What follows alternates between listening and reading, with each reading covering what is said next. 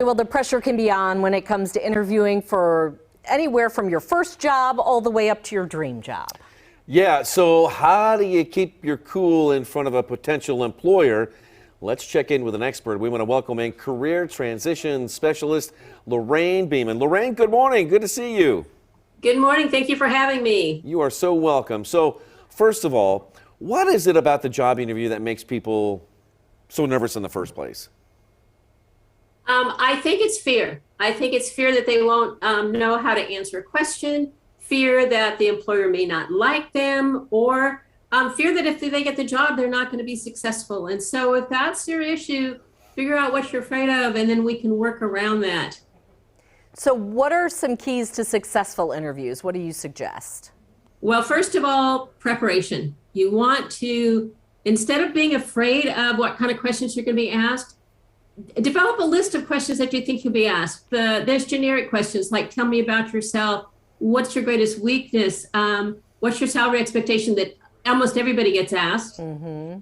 Then think about the questions that are job specific. Look at the job description. If they want you to manage a database, create a question that says, how do you manage databases? And then give an example.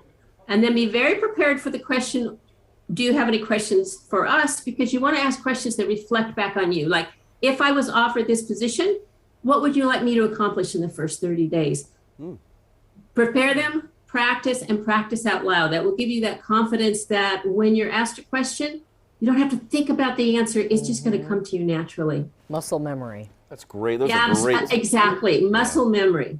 Great. And then the other thing is visualize what the interview is going to be like. In other words, find out who's interviewing you, check out their picture on social media, check them out on LinkedIn, so that when you see them for the first time on the screen or in the office, you feel comfortable. Your brain goes, oh, we know these people. And that will help eliminate some of that fear. The other thing is there's some tricks to help minimize your anxiety. And one of them is just to breathe. If you're feeling yourself getting tense, just take a breath.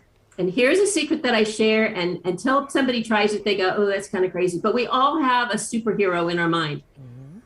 Really nervous, not in front of the camera, not in the office. But before that, take your superhero pose, really tense up your muscles and relax. And it'll tell your brain, we're not going to run from this situation. We're going to get in there because we're superheroes, and we are going to be successful in this interview. All right, so, Lorraine? Yeah. Lorraine, what are employers looking for when you're in the face-to-face, whether it's on a Zoom or whether in person? What factors are they looking for that can make it their decision one way or another on a candidate?